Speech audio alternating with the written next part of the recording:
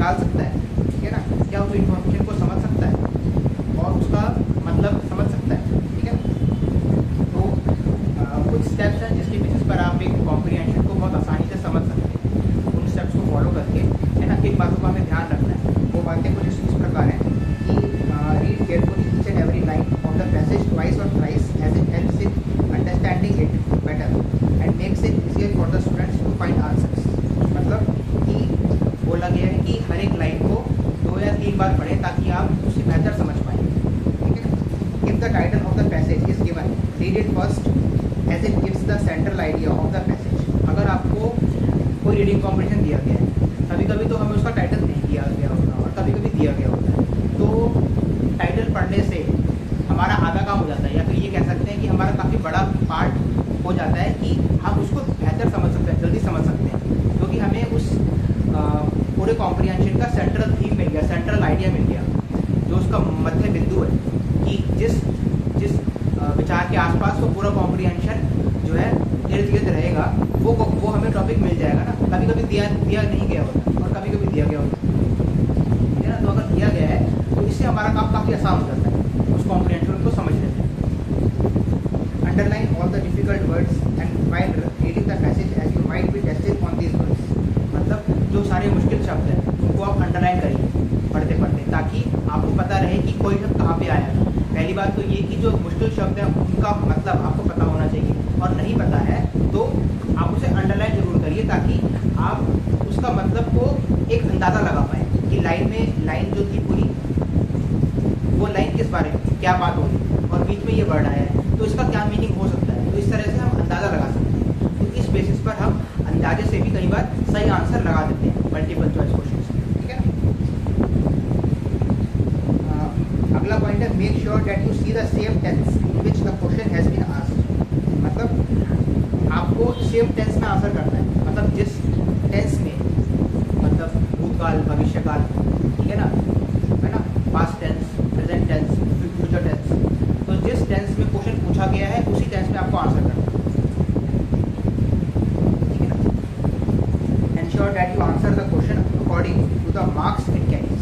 पहले देखो कि कौन सा क्वेश्चन मार्क, कौन सा क्वेश्चन कितने नंबर का है।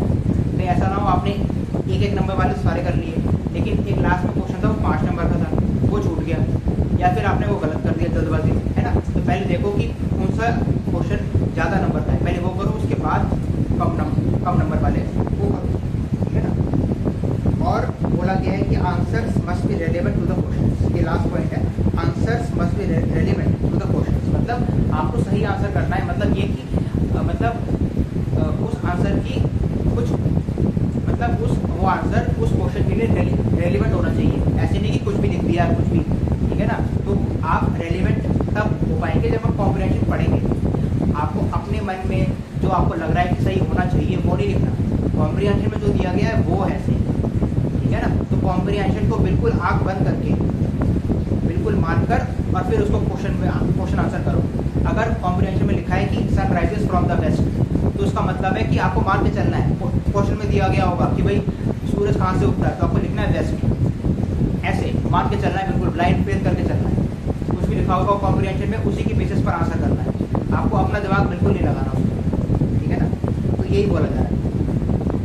तो अब मैं कैसे चालू करता हूँ रीडिंग कॉम्प्रिहेंशन जो पैसेज है, ठीक है ना। मैं धीरे धीरे पढ़ूँगा ताकि आप ध्यान से सुन पाएँ, और आप वीडियो को थोड़ा स्लो भी कर सकते हैं, अपने हिसाब से रिवाइंड कर सकते हैं, है ना। 10 सेकेंड आगे जा सकते हैं, पीछे जा सकते हैं, ठीक है। सारे ऑप्शन है आपके पास। Many people believe that science and religion are contrary to each other, but this notion is wrong. As a matter of fact both are complementary to each other. क्या बोला गया कि बहुत लोग मानते हैं कि ना साइंस यानी विज्ञान और रिलीजन यानी धर्म, ये दोनों उल्टे उल्टे हैं, ये दोनों एक दूसरे के खिलाफ काम करते हैं, पर ऐसा नहीं। सच्चाई तो ये है कि दोनों एक दूसरे के पूरक हैं, दोनों एक दूसरे को पूरा करते हैं, ठीक है। The aim of both the institutions is to explain different aspects of life, universe and human existence. इन दोनों का यही काम है कि ये दोनों चीज़ हमारे लिए, ये ज़िंदगी है ना, ये यूनिवर्स और हमारा होना धरती पर ह्यूमन बींग्स धरती पे होने, ये जो हमारे जो सवाल होते हैं, हम इंसानों के जो सवाल होते हैं कि हम क्यों हैं, धरती कब आई, सूरज कितना दूर है, क्यों है ना, है ना, जो भी हमारे फिलोसफिकल क्वेश्चंस होते हैं कि भाई हमारा अगला जन्म होगा नहीं होगा, हमारा पिछला जन्म में था क्या, कुछ इस तरह की बातें जो भी, और इसमें भूत प्रेत की बातें आ जाती हैं, ठीक है ना, सुपरस्टिशंस वगैरह कि वहाँ पर भूत है कि नहीं है, भूत क्या होता है, कैसे होता है, ये सब फिलोसफिकल बातें सारी, ठीक है ना। तो ये सब बातें को हमारे इन जवाबों को आंसर करने में हमारी हेल्प करता है। कभी रिलीजन यानी धर्म हमारा जवाब दे देता है, कभी साइंस हमारा इन प्रश्नों का जवाब देता है, ठीक है ना। तो ये कहा जा रहा है कि ये दोनों एक दूसरे के पूरक हैं, ये एक दूसरे के खिलाफ नहीं है, ठीक है ना, ये दोनों हमें सहायता करते हैं, मदद करते हैं, ठीक है। There is no doubt that the methods of science and religion are different. मतलब इस बात में कोई संदेह नहीं है कि साइंस और रिलीजन के जवाब देने के तरीके में फ़र्क है, लेकिन इसका ये मतलब नहीं है कि ये एक दूसरे के उल्टे हैं या फिर एक दूसरे के खिलाफ काम करते हैं, ठीक है। The method of science is observation, experimentation and experience. Science यानी विज्ञान का जो तरीका है वो क्या है, ऑब्जर्व करना, मतलब किसी चीज़ को देखकर समझने की कोशिश करना कि ये क्या हो रहा है, क्यों हो रहा है, साइंस का ये मतलब है, ठीक है। और एक्सपेरिमेंट करना, एक्सपीरियंस करना कि भाई जैसे हम फिजिक्स में या केमिस्ट्री में एक्सपेरिमेंटेशन करते हैं, ठीक है ना, तो ये साइंस है, ठीक है ना। Science takes its free course to progressive march towards perfection. The rules of religion are faith, intuition and spoken word of the enlightened. In general, while science is inclined towards reason and rationality, spiritualism is the essence of religion।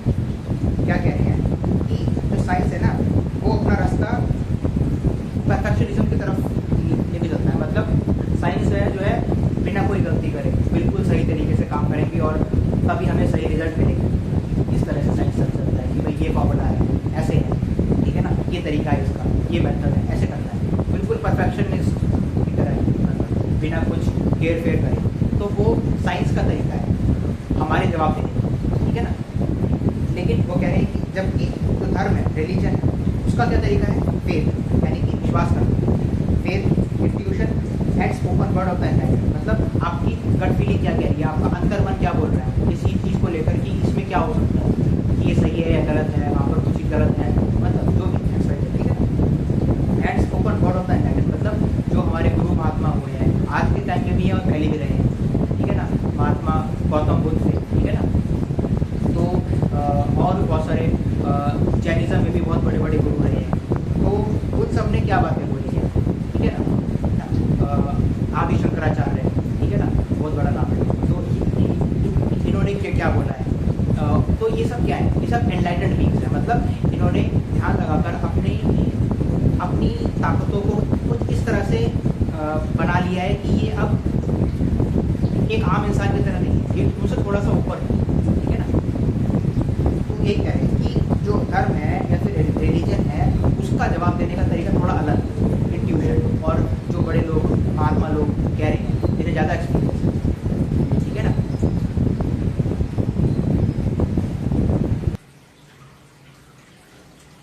तो हमने यहाँ तक हमने ये सीखा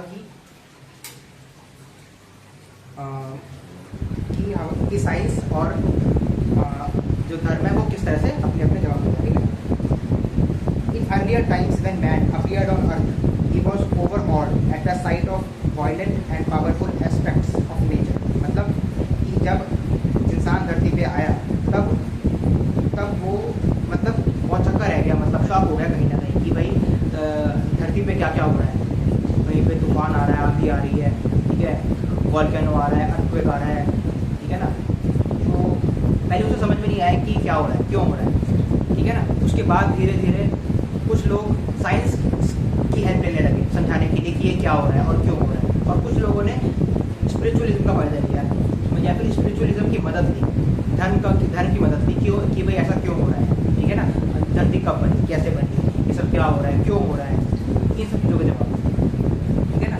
तो कहीं ना कहीं हम ये कह सकते हैं कि लोग दो हिस्सों में बढ़ गए, कुछ लोगों ने साइंस की मदद ली और कुछ लोगों ने spiritualism. certain cases the usefulness of different natural objects of nature overwhelmed man, मतलब कि कभी कभी तो नेचुरल जो चीज़ें हैं उनकी जो यूजफुलनेस है कि वो उनकी जो कीमत है, उनकी जो मतलब कार्य करने की जो एफिशिएंसी है जो उनकी है ना, तो वो उस चीज़ ने इंसान को कहीं ना कहीं ओवरवेल्म कर दिया। ओवरवेल्म एक यहाँ पर वर्ड है ओवरवेल्म, OVERWHELM, मतलब कि आप किसी चीज़ से बहुत ही इंटेंस फीलिंग आ रही है आपको किसी भी चीज़ की, मान लो खुशी की या उदासी, किसी भी चीज़ की आपको इंटेंस फीलिंग आ रही है, बहुत ज़्यादा आपको महसूस हो रही है कोई एक पर्टिकुलर चीज़, तो हम बोलते हैं ओवरवेल्मिंग कि भाई मुझे खुशी बहुत हो रही है, उदासी या फिर शॉक हो गया, ओवरवेल्मिंग। कोई भी इंटेंस फीलिंग आप कह सकते हो ओवरवेल्मिंग।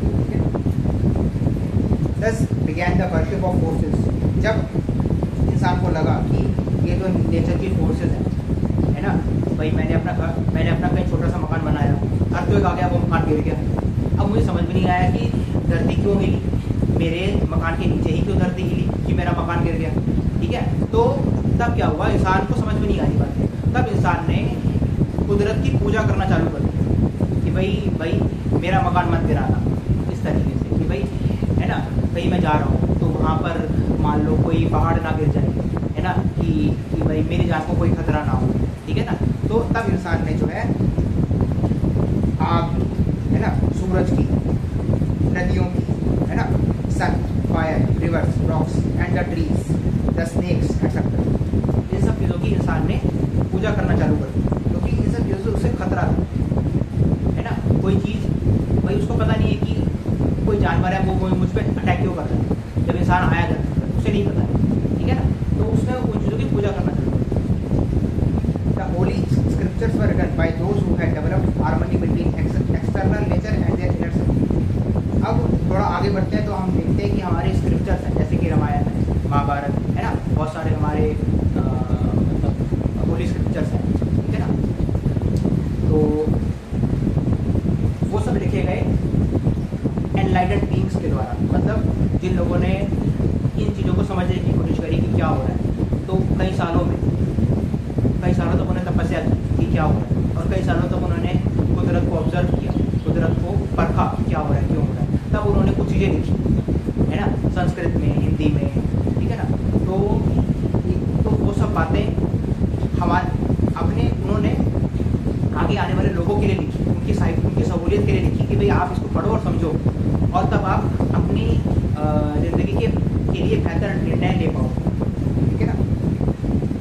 तो उन्होंने लिखा भी इसके अंदर, ये बात इसमें लिखी है कि उन्होंने ये इसे लिखी, the holy scriptures were written by those who had developed harmony between external nature and their inner self, मतलब उनके अंदर की उथल पुथल और बाहर की दोनों के बीच में उन्होंने एक सामंजस्य बना लिया, मतलब एक तरह की समझ बन गई कि क्या हो रहा है, क्यों हो रहा है। तो वो और लोगों को समझाने के लिए, ठीक है, और लोगों की ज़िंदगी को बेहतर बनाने के लिए, अपने बच्चों के, अपने परिवार की ज़िंदगी को बेहतर बनाने के लिए उन्होंने कुछ चीज़ें लिखी और जो सोसाइटी में, समाज में दे दी कि आप इसे पढ़ो समझो, ठीक है ना।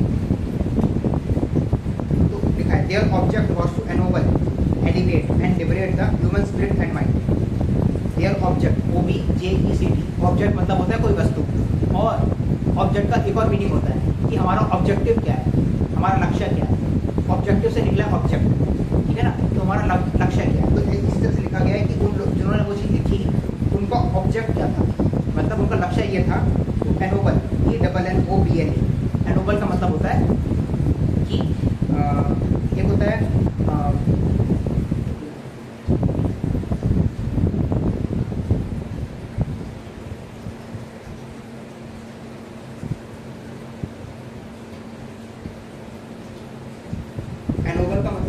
विस्टो विद नोबिलिटी, ऑनर और ग्रेस, मतलब कि भाई आप किसी को ग्रेसफुल बना रहे हो, है ना, ऑनर दे रहे हो, रिस्पेक्ट दे रहे हो, ठीक है ना, किसी को इम्प्रूव कर रहे हो, ठीक है ना, बेहतर बना रहे हो।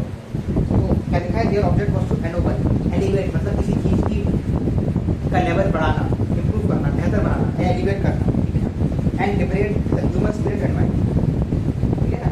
लिबरेट का मतलब होता है फ्री करना, आज़ाद करना, liberate the human spirit and mind, ठीक है ना। But the priestly class took upon itself the monopoly of spiritual knowledge and interpretation to its own advantage. मतलब जो हमारे मंदिरों में जो पंडित थे उस समय पर, बहुत पहले के समय पर पंडित और जो पूजा पाठ करते थे, तो उन्होंने ये वाला काम संभाला कि भाई हम इसको देखेंगे स्पिरिचुअल नॉलेज को, ठीक है ना। तो हुआ क्या कि पहले लोगों को विश्वास नहीं हुआ, पहले बहुत अंधविश्वास था। तो होता ये था कि लोग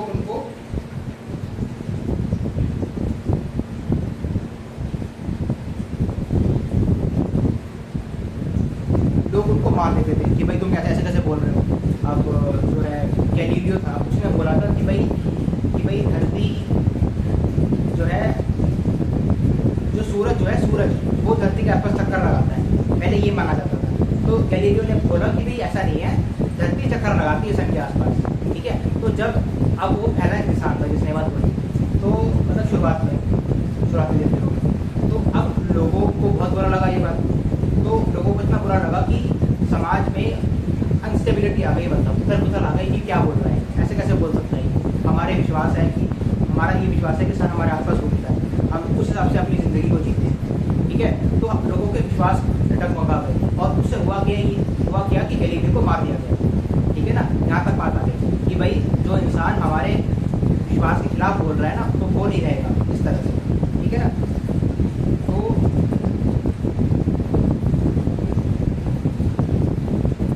Thus, the entire human race was in chains। मतलब जो प्रीस्ट की क्लास है, जो पंडित वाली सारे लोग हैं, जो सारे पंडित थे, वो उन सबको कहीं ना कहीं दबकर रहना पड़ा बाकी लोगों से, क्योंकि सच्चाई सबके सामने थी। साइंस नहीं थी ना तब, साइंस नहीं थी तो हम कुछ भी सामने दिखा नहीं सकते। जो सच है भी अगर, तो साइंस के जरिए हम वो साफ देख पाते हैं कि अच्छा ये चीज़ हो रही है, ऐसे हो रही है, इसीलिए हो रही है, ठीक है ना। लेकिन साइंस नहीं थी तब बस लोग बोल देते थे जो सच भी हो रहा हो, जो सच हुआ बाद में पता लगा कि हाँ वो बात सच थी, लेकिन वो बात प्रूव कैसे हुई, साइंस से प्रूव, ठीक है ना। तो क्या लिखा है कि truth was flouted and progressive, liberal and truthful ideas और आइडियाज एक्सप्रेसिंग डाउट और scepticism were suppressed by their holders punished. मतलब जो ट्रुथ है,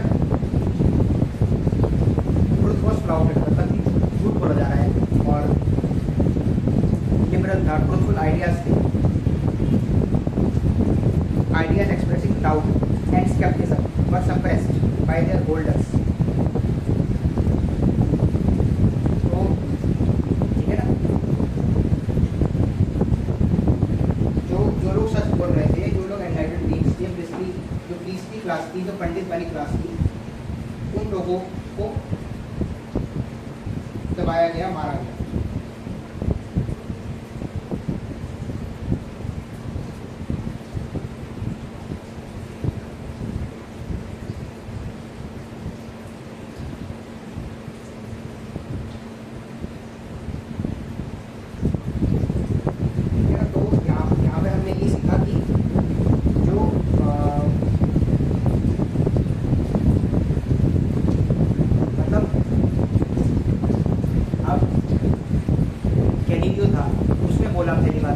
क्या हुआ कि उसको मार दिया गया। तो यहाँ से ये कहने की कोशिश कर रहे हैं कि जो लोग स्पिरिचुअल बीइंग्स थे, जो एनलाइटेंड बीइंग्स थे, जो बाकी लोगों से अलग थे, उन्होंने कई सालों तक तपस्या की, ध्यान किया, साधना की, वो लोग जो बात बोल रहे थे, तो उसके पीछे कुछ हमारे पास उसके पीछे हमारे पास कुछ ठोस सबूत नहीं था प्रूव करने के लिए कि हाँ यही बात सच है।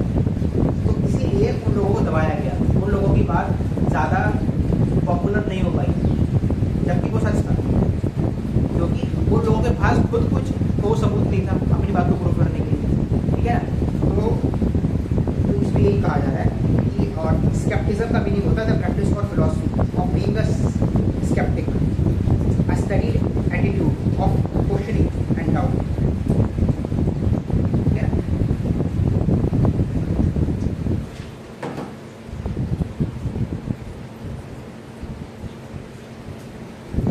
आगे लिखा है कि it was in these trying circumstances the science emerged as a savior of mankind, but its path was not smooth and safe। मतलब इन हालातों में साइंस का जन्म हुआ और उसने ये बात प्रूव करी कि जो ये लोग कह रहे हैं ये बात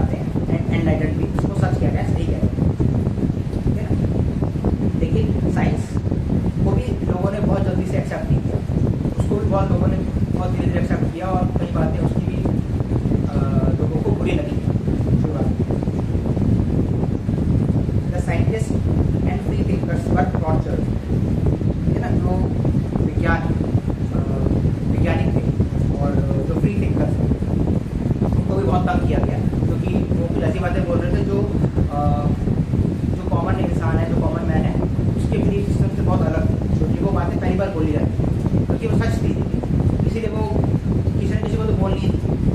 तो this was the fate of Copernicus, Galileo, Bruno and others, but by and by science gained ground. मतलब ये कहा जा रहा है कि कोपरनिकस है, गैलीलियो है, ब्रूनो है, इन सबका यही हाल हुआ, लेकिन जैसे जैसे टाइम बीता, by and by science gained ground, मतलब साइंस को अपनी जगह मिलती है। पहला क्वेश्चन है, why does man worship the force of nature. कि भाई पहला क्वेश्चन है कि जो इंसान है वो कुदरत की पूजा क्यों करता है। आंसर है कि man worships the forces of nature because the worship elevates and liberates the human spirit and mind. ठीक है, आज के टाइम पर हम पूजा इसलिए करते हैं क्योंकि हमारे जो मानसिकता है, हमारी जो ह्यूमन स्पिरिट है, हमारा जो दिमाग है, उसको वो उसका जो स्तर है सोचने का, समझने का, उसको बढ़ाता है। ठीक है ना। और लेकिन पहले के समय में जब इंसान ने पूजा करी, तब इंसान के दिमाग में था कि यार भूकंप आने से मेरा मकान गिर रहा है और भूकंप फिर से नहीं आना चाहिए। ठीक है ना। तो कहीं ना कहीं इंसान के दिमाग में एक डर था, तो कुदरत की ताकतों से एक डर था कि यार फिर से कहीं कोई पहाड़ ना गिर जाए, है ना, ये बगल में पेड़ है, ये मेरे मकान पे ना गिर जाए, ठीक है ना, कोई सांप मेरे बच्चे को ना काट ले, इस तरीके से। ठीक है। According to the passage, science and religion both dash employ different methods of inquiry. मतलब अपने जवाबों के जो आंसर्स हैं, the answer to the questions, है ना, are they both employ different methods, right. Why is it said in the passage that science emerged as a savior of mankind? मतलब कहा जा रहा है कि पैसेज में ऐसा क्यों बोला गया कि साइंस जो है मैनकाइंड की रक्षक की तरह निकल के आई। ठीक है, इसका आंसर है in the passage it is said that science emerged as a savior of mankind because man was bound in chains by religious orthodoxy। मतलब धार्मिक विचार है ना और समझ की में जो है इंसान बंधा हुआ। जैसे आजकल के टाइम पर भी कहते हैं कि वेडनेसडे को नखून काटना चाहिए, ट्यूसडे को है ना कोई नॉनवेज खाना चाहिए, इस तरह से। ठीक है ना। तो उस समय पर तो बहुत ज़्यादा थी ये बातें कि रात को कोई काम नहीं करने, ऐसा नहीं करना, वैसा नहीं करना, सब चीज़ें। ठीक है ना। मतलब कहीं ना कहीं बंदिशें थी ज़्यादा। ठीक है। साइंस के आने से वो बंदिशें कम हुई। According to the passage, at the present juncture, there is need to dash. Answer है judiciously mix the principles of science and the true spirit of religion. तो ये कहा जा रहा है कि आज के समय में हमें विज्ञान और धर्म को कैसे इस्तेमाल करना चाहिए और इन्हें कितना सही मानना चाहिए। तो वो कहा जा रहा है कि आज के समय में हमें अपनी समझ से धर्म और साइंस, ठीक है ना, विज्ञान और धर्म दोनों को एक राइट बैलेंस में इस्तेमाल करना चाहिए। ना ही पूरे धार्मिक हो जाना चाहिए और ना ही पूरे वैज्ञानिक हो जाना चाहिए। हमें दोनों की समझ रखते हुए अपने कामों को करना चाहिए, अपने कार्यों को पूरा करना चाहिए। What was the object of the author's of Holi scriptures.